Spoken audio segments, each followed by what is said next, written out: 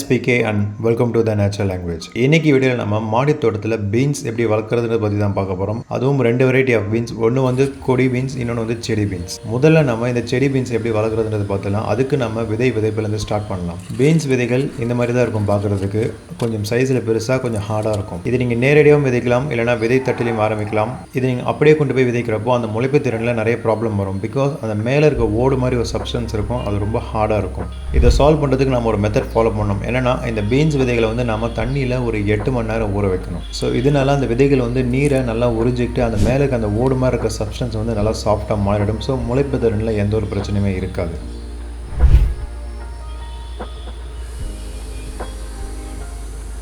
இப்போ நீங்கள் அந்த வித்தியாசத்தை பார்க்கலாம். அந்த விதைகள் ஊற வைக்கிறதுக்கு முன்னாடியும் அதுக்கப்புறமா எப்படி இருக்குன்றது. இப்போ நம்ம இதை விதைச்சிடலாம். நீங்கள் செடி பீன்ஸ் வளர்க்குறப்போ அது அந்தளவுக்கு வந்து ரொம்ப உயரமாக இல்லை ரொம்ப இதுவெல்லாம் போகாது. ஸோ நீங்கள் ஓரளவுக்கு நெருக்கமாக வைக்கலாம். நீங்கள் நேரடியாக விதைக்கிறதா இருந்தால். அப்படி இல்லைனா இந்த மாதிரி ஒரு 3 இன்ச் கப்பில் நீங்கள் இண்டிவிஜுவலாக விதை போட்டு நீங்கள் வளர்த்து கூட டிரான்ஸ்பிளான்ட் பண்ணலாம். நீங்கள் ஒரு கப்பில் 1லேருந்து 2 விதை வரைக்கும் தாராளமாக நீங்கள் விதைக்கலாம். டிரான்ஸ்பிளான்ட் பண்ணுறப்போ ரொம்ப ஆழமான டிரான்ஸ்பிளான்ட் பண்ணிடாதீங்க. ஏன்னா இது வந்து ஒரு நார்மலான செடி பீன்ஸ் தான். இது ரொம்ப அதிகமான சப்போர்ட்லாம் இதுக்கு தேவைப்படாது.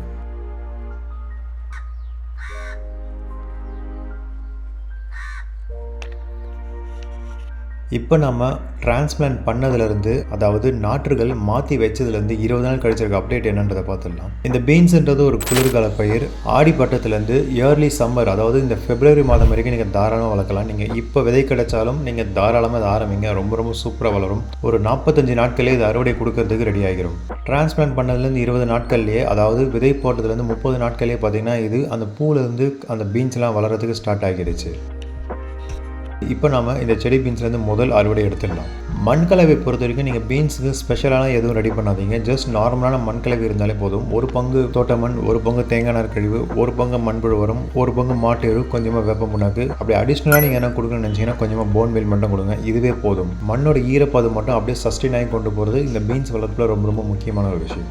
அறுவடை பொறுத்த வரைக்கும் ஒரு அறுவடைக்கும் இன்னொரு அறுவடைக்கும் குறைஞ்சது ஒரு 5லேருந்து 1 வாரம் வரைக்கும் கேப் வரும். ஸோ அதுக்கு ஏற்ற மாதிரி நீங்கள் ப்ராப்பராக பிளான் பண்ணி பீன்ஸை வளர்க்குறது ரொம்ப ரொம்ப அவசியமான ஒரு விஷயம். பீன்ஸ் அறுவடை வந்து எப்பவுமே அதை நல்லா டெண்டராக இருக்கும் போதே அறுவடை பண்ணிடுங்க. கொஞ்சம் வெட்டிங்கனாலும் அது சீக்கிரமாகவே அந்த பீன்ஸ் வந்து முத்திடும். ஒன்ஸ் முத்திடுச்சுன்னா அதில் இருக்க நார் சத்து ரொம்ப அதிகமாகிடும். அப்புறம் அந்த பீன்ஸை சாப்பிட்றதுக்கே கொஞ்சம் கஷ்டமாக இருக்கும்.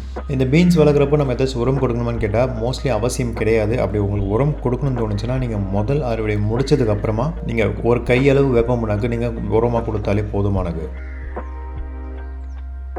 இப்போ அடுத்ததாக பீன்ஸ் வளர்க்குறப்போ என்ன மாதிரியான பூச்சி தாக்குதல் வரும்ன்றதை பார்த்துடலாம். பீன்ஸுன்றது ரொம்ப எளிமையாக வளர்க்கக்கூடிய பயிர். இதில் நீங்கள் குளிர்காலத்தில் வளர்க்குறப்போ அந்த அளவுக்கு இதில் பூச்சி தாக்குதல்லாம் வராது. ஒருவேளை நீங்கள் சம்மர் டைமில் நீங்கள் வளர்த்தீங்கன்னா உங்களுக்கு ஒரு மாதிரியான வைரஸ் தாக்குதல் வரும். குறிப்பாக இந்த வெண்டைக்காய் செடியில் வரக்கூடிய அந்த மொசைக் வைரஸ்ன்றது இதுலேயும் தாக்குறதுக்கான சான்சஸ் நிறைய இருக்குது. இதுக்கு அடுத்தபடியாக ஒரு வகையான பச்சை கலரில் ஒரு புழு இருக்கும். அந்த இலைகளை சாப்பிட்டுட்டு அந்த இலைகளுக்கு இடையிலே பச்சை கலர் அதிகமாக முட்டையிடும். அந்த மாதிரியான புழுக்களும் இதில் வரதுக்கான வாய்ப்பு இருக்குது. இதை நம்ம எப்படி தடுக்கலான்னு நீங்கள் பிகினிங் ஸ்டேஜில் ஒரு 10 நாள், அதாச்சும் டிரான்ஸ்பிளான்ட் பண்ணதுலேருந்து ஒரு 10 நாளைக்கான இடைவெளியிலும் ஒரு வகையான வளர்ச்சி ஊக்கி, பஞ்சகவியா, மீன் அமிலம், ஜீவாமிர்தம், இல்லைனா அந்த புளிக்க வச்ச அரிசி தண்ணி, இந்த மாதிரி ஏதாச்சும் ஒன்று வந்து நீங்கள் ரெகுலராக கொடுத்துட்டு இருந்தாலே போதும். செடி நல்லாவே ஆரோக்கியமாக வளரும். இது வரைக்கும் நம்ம செடி பீன்ஸ் எப்படி வளர்க்குறதுன்னு பார்த்துட்டோம். இப்போ அடுத்தபடி நம்ம கொடி பீன்ஸை நம்ம எப்படி வளர்க்குறதுன்னு பார்ப்போம். பீன்ஸ்லேயே 2 வகை இருக்குது. ஒன்று வந்து செடி வெரைட்டி, இன்னொன்று வந்து கொடி வெரைட்டி. கொடி வெரைட்டியோட விதைகளும் இந்த மாதிரி தான் இருக்கும். செடி பீன்ஸை கம்பேர் பண்ணுறப்போ கொடி பீன்ஸ் வந்து அந்த அளவுக்கு முளைப்பு திறனில் எந்த பிரச்சனையும் இருக்காது. இந்த விதைகளை நீங்கள் ஊற வைக்கணுன்ற அவசியம்லாம் எதுவும் இல்லை.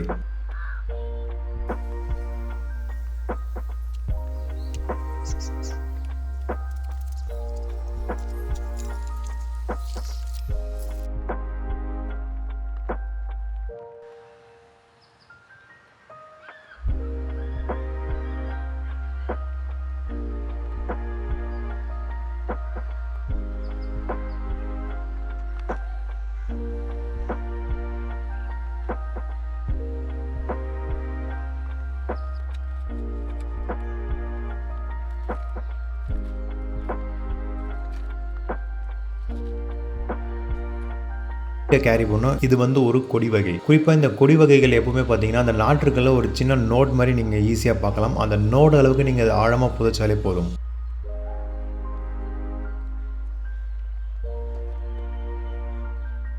இப்போ நம்ம டிரான்ஸ்பிளான்ட் பண்ணதுலேருந்து ஒரு வாரம் கழிச்சிருக்கக்கூடிய அப்டேட் என்னன்றதை பார்த்துடலாம். செடி பீன்ஸ் மாதிரி இல்லாமல் கொடி பீன்ஸ் வந்து கொஞ்சம் வேகமாகவும் வளரும் அண்ட் அஸ் வெல் அஸ் இது ஓரளவுக்கு ஆரோக்கியமாகவே இருக்கும். கரெக்டாக டிரான்ஸ்பிளான்ட் பண்ணதுலேருந்து ஒரு வாரம் கழிச்சு இதுக்கு நீங்கள் பந்தல் அமைக்கிறது தான் அமைச்சிருங்க. இல்லைனா க்ரோ பேக்கில் குச்சி வச்சு நீங்கள் அந்த கொடிகளை நீங்கள் சுற்றி விட்டாலே ஓரளவுக்கு ட்ரெயின் பண்ணாலே போதும். அதுவே அதுக்கப்புறமா தாராளமாக பார்த்துக்கும்.